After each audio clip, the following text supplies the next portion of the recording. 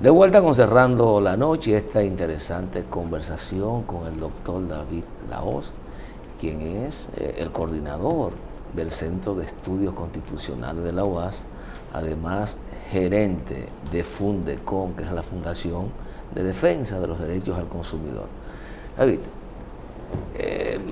así como uno percibe que hay una seria crisis de legitimidad, de representatividad de los sindicatos, posiblemente no se puede extrapolar a las personas que han iniciado procesos de organización para defender a los consumidores, pero ciertamente uno observa que hace falta un hilo comunicante entre los consumidores y estas organizaciones que de muy buena fe han decidido representarnos a todos nosotros. ¿Cómo trabajar esto para generar confianza y acercamiento con la gente? Bueno, ese es un trabajo diario que realizamos los que estamos en el movimiento consumerista, tratando de concienciar sobre la necesidad de que el consumidor dominicano se organice. Pero la estructura social dominicana está basada principalmente en un esquema individualista de clase media, de pequeña burguesía, que llega hasta lo absurdo en lo que a no organización se refiere. Entonces eso dificulta un poco las cosas. En otros países se tienen mayores resultados porque, por ejemplo, nosotros estamos trabajando en que la gente vea a las organizaciones de consumidores como empresas donde usted tiene garantía de un servicio, en este caso protección por un año en materia de consumo, así como se paga una placa cada año, así como se paga un seguro médico o por el vehículo, que se vea como una adhesión o una organización que te da una protección en materia de consumo. Eso ciertamente todavía nosotros no hemos logrado que cale, como ha ocurrido en otros países, lo suficiente como para que el consumidor dominicano sepa que tiene que organizarse o bien que tiene que apoyar a las organizaciones consumeristas a los fines de que éstas tengan una batería de abogados tan fuerte como lo tiene el sector empresarial al momento de discutir asuntos que son de su incumbencia y que afectan directamente su bolsillo. Ese es el proceso en el que estamos sumergidos en la actualidad, tratando de concienciar para que se acerquen a nosotros y que nos apoyen, o de manera económica o de manera militante. Estamos en ese proceso y esperamos tener buenos resultados en una fecha, vamos a decir que corta, que no se lleve demasiado tiempo ese proceso, pero en ellos estamos trabajando. David, ya que tú hablas de eso, de buscar los mecanismos de financiar a los consumistas, en este caso a los defensores de los consumidores, me llega a la cabeza de que a la mente, en el caso de los boletos aéreos, se destina una proporción pequeña para lo que tiene que ser con la aviación, otro para lo que tiene que ver con departamento aeroportuario, diferentes instituciones. Lo mismo que pasa con el Indotel, que de la factura se desprende 1% para... Que no se sabe dónde exacto. va. Entonces, habría la forma de destinar, aunque sea 0.01% del consumo para la defensa de los mismos consumidores. Sí, de hecho, como planteas en el Indotel, en la misma ley de electricidad, se hacen esos planteamientos, pero el Estado dominicano no siempre cumple, y cuando tú pretendes validar eso ante un juez, el juez también se hace el sueco. Esa es una problemática que entonces como que el tema queda en las calles, y ahí tiene Junior razón, porque entonces en su momento, si no se resuelve de manera institucional, habrá que hacerlo con protestas en la calle, como han hecho los médicos que han luchado tanto que parece ser que algo han conseguido. Le falta un trayecto todavía, pero han avanzado un poco. Esa es la triste realidad entre nosotros, de que lo institucional avanza pero muy lento. David, hace tiempo, Giovanni, yo he estado planteando en este programa a propósito de los niveles de desajuste que se da entre el salario ganado y el costo de la vida, que el Estado debiera buscar algún mecanismo de compensación que pudiera incluir inclusive un gran pacto, una gran alianza público-privada con los empresarios para determinar una canasta básica controlada de manera tal que los dominicanos no sean víctimas de esta ola especulativa que está afectando seriamente a la población dominicana. Eso no ha sido posible, a eso ni caso se le hace, y entonces tenemos organizaciones de defensa a los consumidores que no reciben ningún tipo de incentivo por parte del Estado para que puedan jugar su rol, y por lo tanto la ciudadanía está expensa de los que controlan el mercado, que no es libre nada, ¿verdad? Así es. Pero fíjate una cosa, todo depende de la filosofía política. Yo creo que nosotros estamos en un mal momento en lo social porque hay un gobierno de corte empresarial, de corte neoliberal. Es decir, aquí se aplica capitalismo salvaje. En momentos en que líderes políticos... Pero no solo de gobierno. Sí, líderes políticos como Peña Gómez hablaban de que la democracia no podía quedarse solamente en el ámbito de lo político, sino que tenía que llegar a lo económico y a lo social. Ese discurso se apagó y ahora muy pocos levantan esa bandera.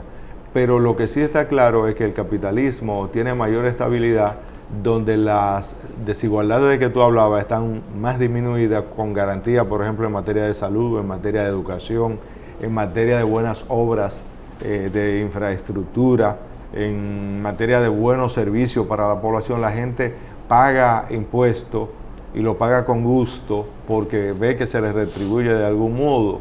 En el caso dominicano eso no sucede, y esa es una de las mayores deudas sociales que tienen los gobiernos con la población dominicana, porque es que no se refleja ningún bienestar.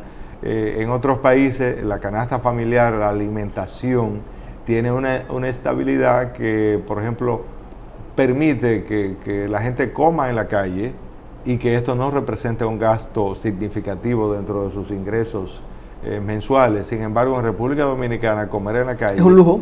Es un lujo que pocos pueden darse, y entonces esas desigualdades parece ser que ameritarán de un movimiento social fuerte y de un movimiento político que no se ve en el escenario político dominicano. No se ve a ningún partido, ni de derecha, ni de izquierda, ni de centro, que esté haciendo esos planteamientos. Más bien desde nosotros, el movimiento consumeril, es donde se está hablando de la necesidad de que haya cierto equilibrio social para que las desigualdades no sean tan pronunciadas en temas tan elementales como el agua, porque por ejemplo el agua potable se encuentra amenazada de privatización entre nosotros, y no hay manera de que desde el gobierno se den garantía de que eso no sea así. Entonces la gente tiene que estar en la calle. Sabemos que en San Juan que la gente se está preparando para, si es necesario, insurreccionarse, porque se le va a quitar el agua con temas de minería, en un país donde ya la minería debió estar prohibida hace tiempo, porque en una mitad de isla de 48,000 kilómetros cuadrados no se puede estar hablando de minería, porque eso significa cero agua potable para la población, cero agricultura, cero ganadería, cero medio ambiente. Y entonces esos son temas que deberían estar en la agenda de prioridad de los partidos políticos. No lo están, pero el movimiento social sí. El movimiento, por ejemplo, ambiental y el movimiento de consumidores sí está abogando porque esas desigualdades desaparezcan. Tú hablas de los movimientos sociales, David, y yo he estado dándole seguimiento en estos días a una huelga que están llevando el personal que trabaja en la recolección de los desechos sólidos en Francia, que se están sublevando porque le van a llevar la pensión de 62 a 64 años de edad.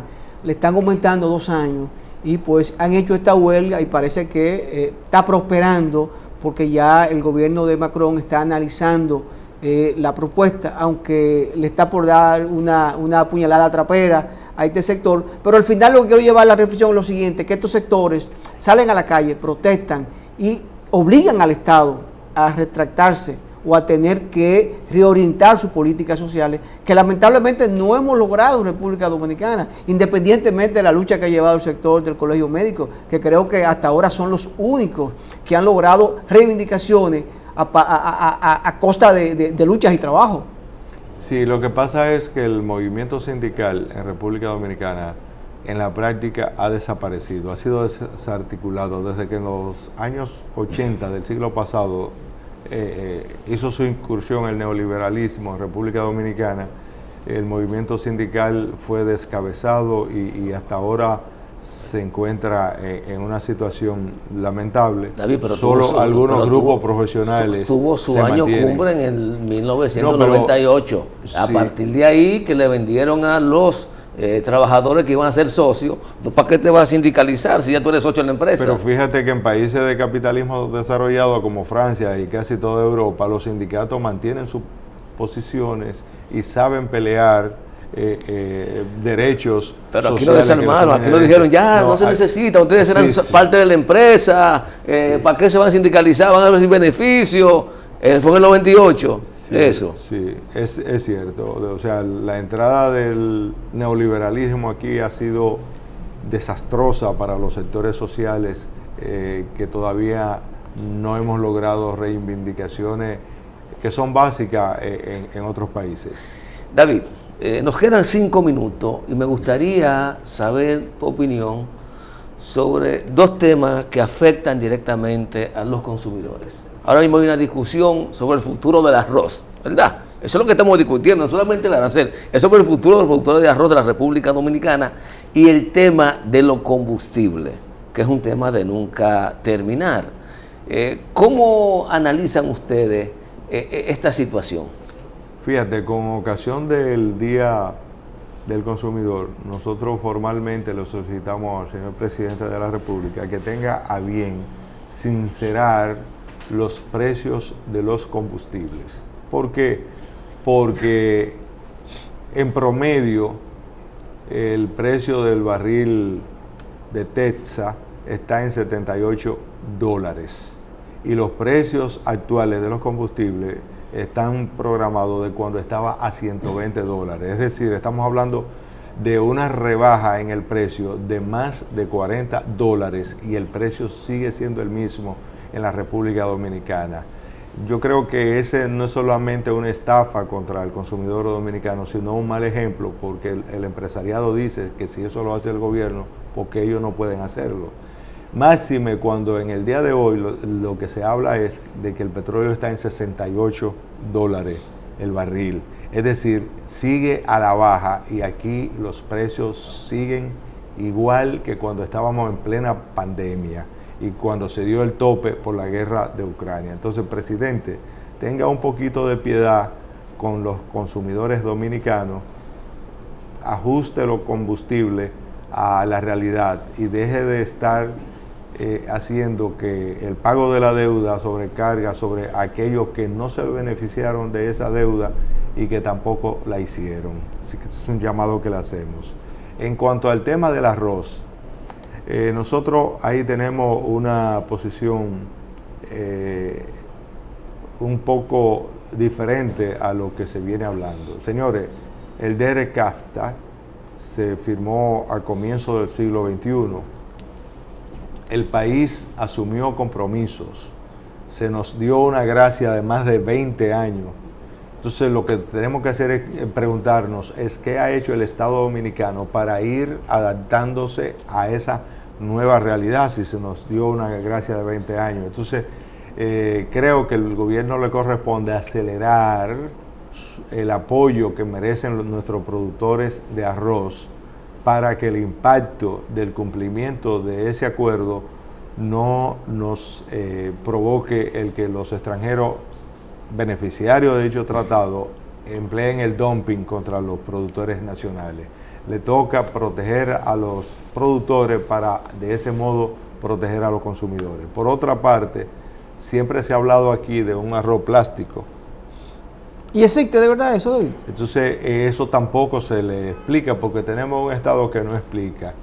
Lo que sucede es... Pero perdón, David, ¿existe eso? Porque yo de verdad no logro creerlo. Le voy a explicar. resulta que el organismo humano requiere de una serie de ingredientes, de nutrientes, de vitaminas. Entonces, donde se consume mucho arroz, se consume un cereal que es muy bueno, pero no tiene todos los ingredientes del lugar. Sin embargo, si usted a esa población acostumbrada a consumir arroz le mete otros nutrientes que vienen a complementar los nutrientes del arroz, entonces usted está fortaleciendo ese organismo a los fines de que la llamada hambre invisible no se refleje en esa población. Dicho de otra manera, lo que se ha hecho es enriquecer el arroz llamado plástico para que tenga una mayor variedad de nutrientes que el arroz tradicional, sobre todo porque esos arroces importados muchas veces no son de la mejor calidad. Por eso sostenemos que el arroz dominicano es mucho mejor, pero tampoco es malo lo que popularmente se ha hablado de arroz plástico. No, se trata de un arroz enriquecido con ingredientes, con vitaminas, con minerales, con proteínas que usualmente no trae el arroz ordinario. Esto significa que el consumidor debe de acostumbrarse a consumir este tipo de arroz porque va en su beneficio, en beneficio de su nutrición. Al gobierno le toca explicar esto, pero tampoco lo hacen, prefieren beneficiar a 2 o 3 importadores con estos productos. De modo que sería bueno que el gobierno ayude al consumidor a entender el porqué de esto, como también sería bueno que el gobierno ayude al Indocal a que pueda desarrollar calidad, cantidad, metrología en todos los bienes y servicios que se ofertan en la República Dominicana. David, gracias por la aclaración que hace, porque la verdad que desconocía, había conversado con varias personas y nadie me había explicado sobre esto, sobre este arroz, que en vez de ser plástico, es un arroz enriquecido con vitaminas y proteínas para que sean nutrientes mucho más agradables al cuerpo y sobre todo que sea de mayor beneficio para la salud. Gracias, porque la verdad que tenía la interrogante y lograste pues... Y el presidente que baje los combustibles, que han bajado suficiente, ¿verdad? Ojalá, David, pero eso son tirarle piedras al cielo. Señores, conversamos con el amigo David Lahoz. Gracias por haber estado con nosotros. Bueno. Señores, conversamos con el abogado David Lahoz, director del Centro de Estudios Constitucionales de la UAS y además gerente de la Fundación de Defensa de los Derechos del Consumidor, Fundecon. A ustedes gracias por la sintonía. Este equipo encabezado por Junior Espinosa y quien les habla, Giovanni Almonte, nos despedimos y será pues hasta mañana.